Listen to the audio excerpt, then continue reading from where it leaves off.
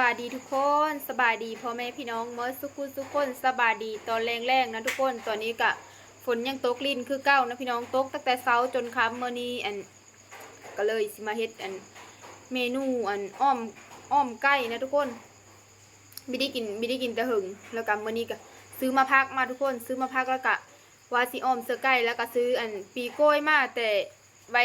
ว่าสิอ้อมเสื้อเดียวหายันมันมีเฮาทุกคนเพราะว่าเฮาไม่เคยอ้อมเสื้อโซลายก็สิอ้อมเป็นมาฟักบัดนี้เฮาก็สิเอาสิอ้อมเสื้อมาฟักนั่นแหละทุกคนฝากทุกคนวันนี้สิไปหาแต่งกินเพราะว่าตอนนี้กะจังโมงแล้วเดี๋ยวตอนนี้กะ7 โมงแรงทุกคน7 โมงครึ่งวันนี้สิเฮ็ดกินก็ได้ทุกคนเดี๋ยวมันสิดึกมาทุกคนเดี๋ยวเราจะมาหั่นไก่แต่ละอย่างไปเลยเนาะ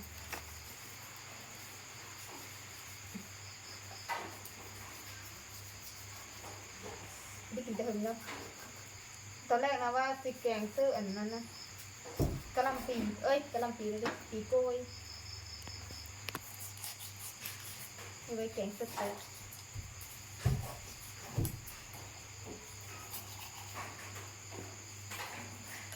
ฝนก็ตกดีทุกคนเอ้ยตกมืดมือเลยมื้อนี้นะตกลิ้นเลยน้ำเสก็หลายต้นมานะเก็บกระตึกป่าดีหัวได้แล้วก็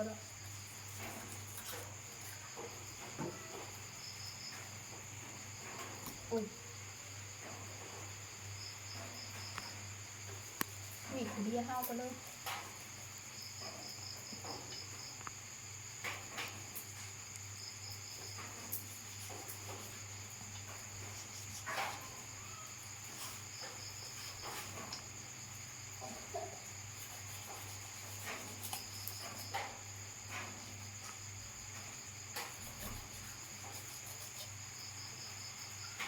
ทุกคนได้อันนี้ไก่ไปทุกคนได้แค่ที่เป็นขานี่เป็นอีกอย่างเขาก็มันก็ท้องมันมาแล้วมันก็เลยเนี่ย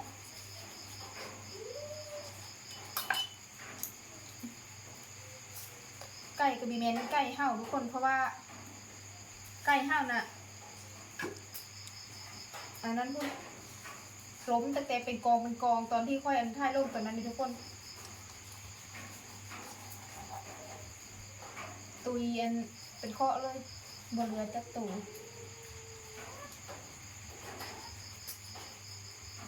อันนี้น่ะไก่นี่มีเมนไก่พันธุ์ทุกคนเลยเป็นไก่ลาดแต่ว่าเขาเอาคนเอาพวกแล้วเขามาขายอยู่ตลาดนะ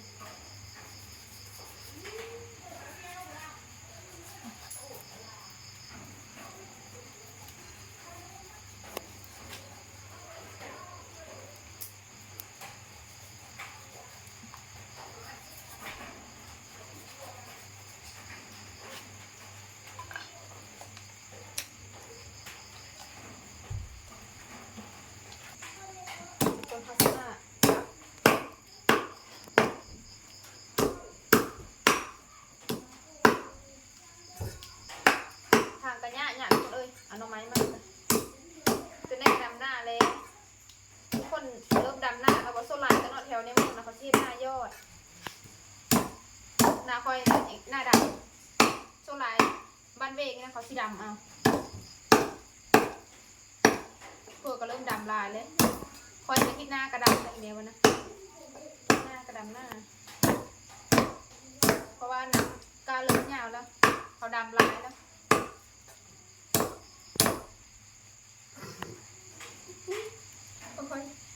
ปิดทาง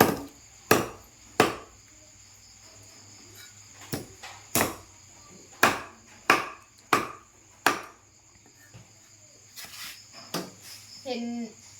2 คลิปบน2-3 คลิป2-3 คนเห็นคอมเมนต์ถามหาซอจ้าว่าดีก็เห็นซอจ้ามัน2-3 คลิปแล้วซอจ้าไปเสิ่งนี่ทุกคนซอจ้าไปเสิ่งจบซันมอซี่อยู่บรรทัดดอกแก้วอยู่เมืองอัสสะพรอยู่ในกระโตเมืองแล้วกันคนไปสิ่งบื้ออื่นก็น่าจะมาทุกคนตอนแรกบื้ออื่นไปเซ็งแล้วก็ต่อไปก็สิไปหาไทยอีกน้ำเดียวก็ง่ายขึ้นกับสาวจ้าก็เพราะว่าสาวจ้านั้นไม่ได้ไปต่อม.5ทุกคน ก็คือที่รู้ๆกันนั่นแหละเพราะว่าเงินมีรถมีก็เลยว่าสัจจัดกะอ่านได้เขียนเป็นทุกคนเราก็สลาดได้เป็นไรก็แล้วก็ฮู้ไรเนี่ยแล้วก็เอาความฮู้แล้วก็ย่าวะมีไปมองหน้าวันนี้ก็สิไปหาถ่ายคลิปเดียวเต็มที่คนก็ไม่ได้ไปเห็นละแต่ก็เนี่ยไปเห็นได้ไปน้ำเดือดกับตอนแรกวันเสาร์วันอาทิตย์แบบนี้นะแกงนี่กะห่อซิบีแกงเลยเดี๋ยวทุกคนไว้กินมื้อเสาร์น้ำ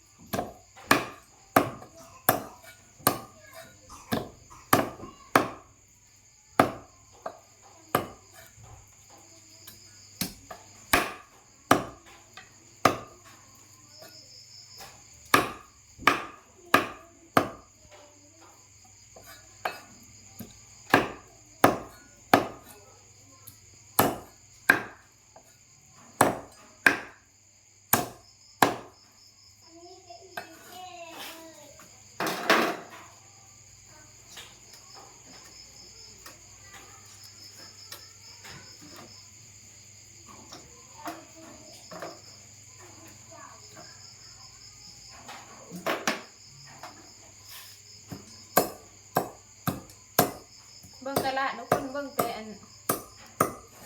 นี้ก็ฮู้จักก็เป็นแกลาด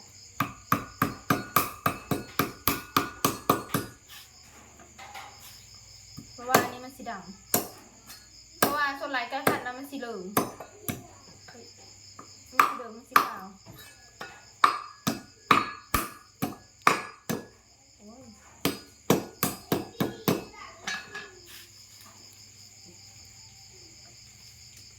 คนทำสีมาเลาะมาพักเลาะเสื้อกระโตกกับเสียงมันดังแห้งหมดเลยเขาเลาะเส้นนี้เขาจะเอาไปล้าง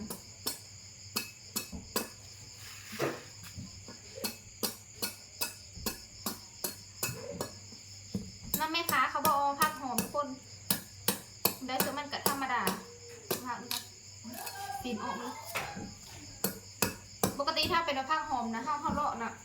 มันจะมีกลิ่นอะไรกลิ่นอายหอมออกมาอะไร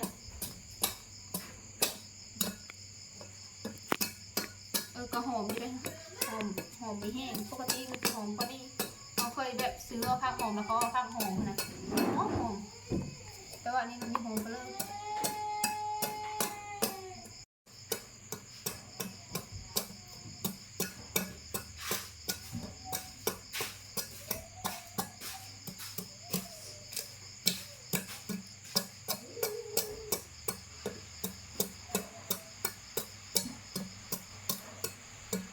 ใหม่เนี่ยขนใหม่แล้วดิ้นมดมือเลยทุกคนเอ้ยไปเมืองไม่ได้ทางยากเนี่ย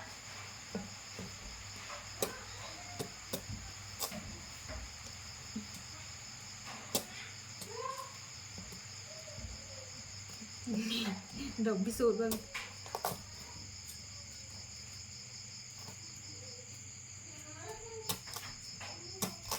มา15,000ทุกคนแต่ก็สมีน้ำมัน5 มา10แต่ว่าถ้าซื้อยูเมอร์เดี๋ยวมันก็แพง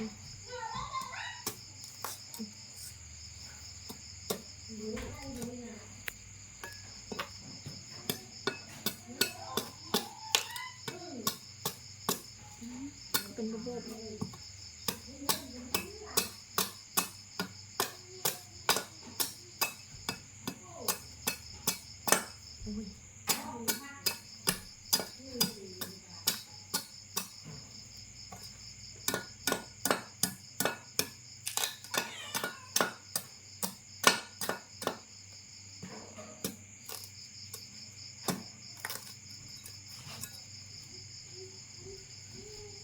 มาเอาข้างในมันออกมันสิเป็นจาวแล้วปะจ๊ะถ้ามันเป็นจาวน่ะ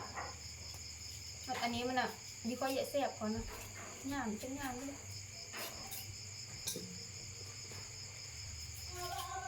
ในข้างในมันจะลายเดี๋ยวทีเดี๋ยวมาพักบางมันเป็นจาวน่าจะเป็นจาวเพราะว่าเขาเอามาขายก็อย่างนี้ทุกคนแมว ยว้าวคันได้กินเที่ยงคืนทูจ้าเพราะว่าหาประโยชน์หาประโยชน์เห็ดกินหากระมาคนเลยคนกูโต๊ะลิ้นว่าจะเอาไปก้านเพื่อยังมีโค้งมันจะไปหาก้านหอยเพราะว่าเขาหาหอยเด็กแล้วก็หาเก็บกันเว้นนะได้อันเป็นคู่คนเลยกันไปได้ไปแกล้งมืออื่นไปหาก้านหอยทุกคน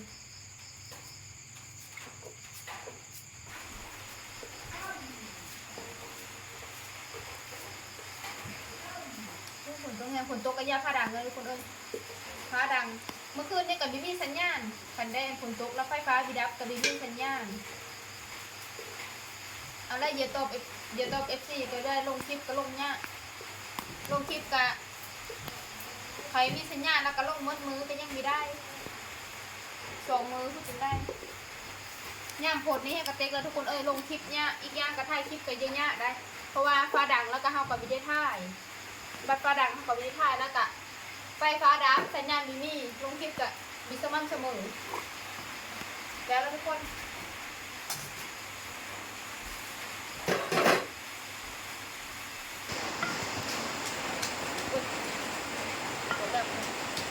ตามมากินทุกคนเลยยานที่สุดก็คือตามมากินดิบไปเลยเริ่มเท่าตา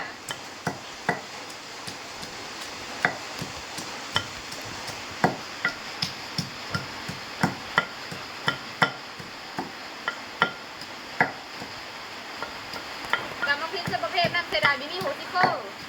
อ้าวออกมาเลยไม่ค่อยเท่าตาเขาเลยยากนะ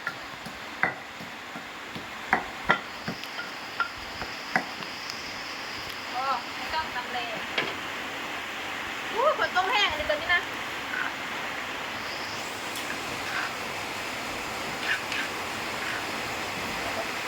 คือแป้งโน่น้ำตาลกะเสิร์ฟพอเฮอแบบโน่นะเลือกลายเป็นแซ่บ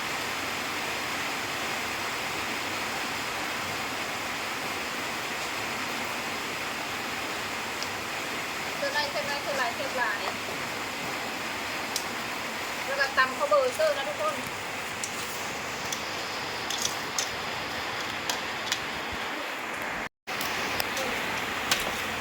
ข้าวสีกระโลนเธอมันมากแล้วข้าวก็เซอร์น้ำ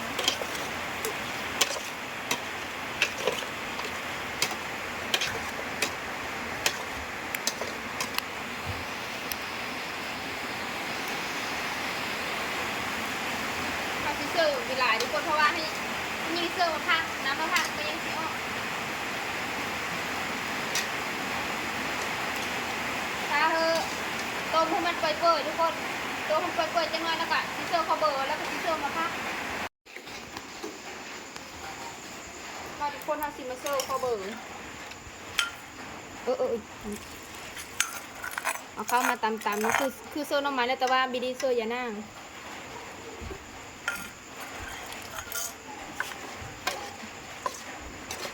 เจอน้ำคุ้นคือมันหอมก็เลยเจอมาฟัก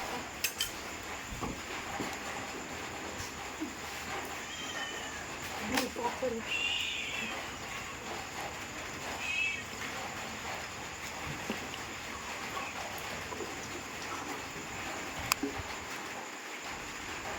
เรามาพักนี่ห้ากล้างแล้วทุกคน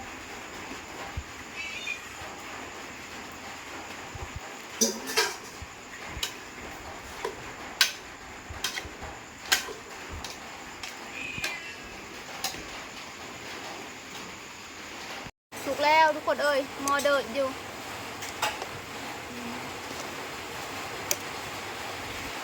โอ้ย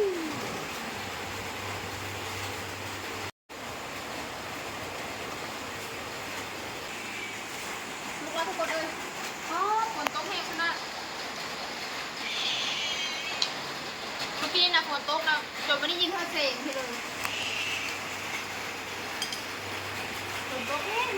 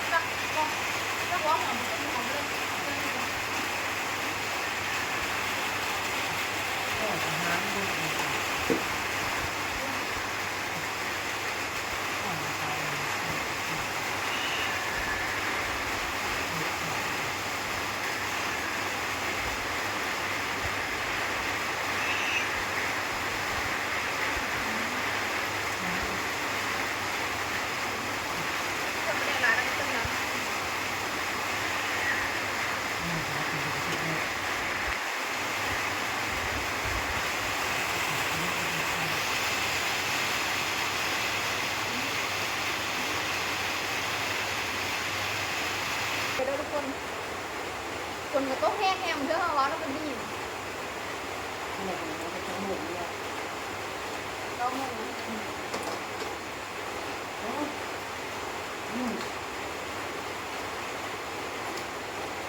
เดี๋ยวนี้ลูก เยอะวัดละ หนูโดนหมูหนูเนี่ยอย่างผ้าเพราะว่า ให้นะแล้วเราถึงยัง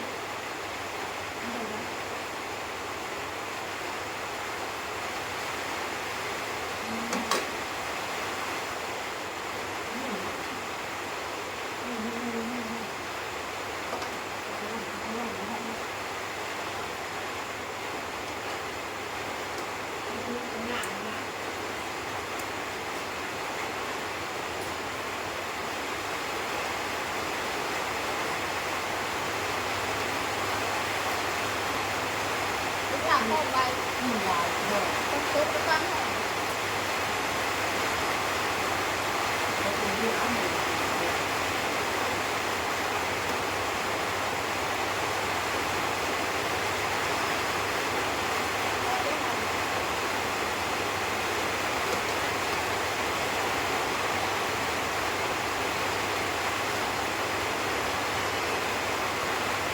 ด้านหลังหมูอยู่น้องเลย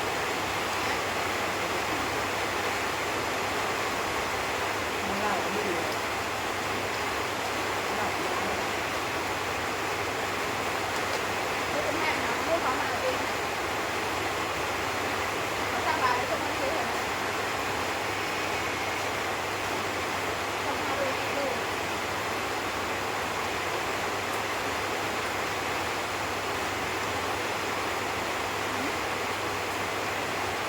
ลูกที่เขาลูกให้เขาหน่อย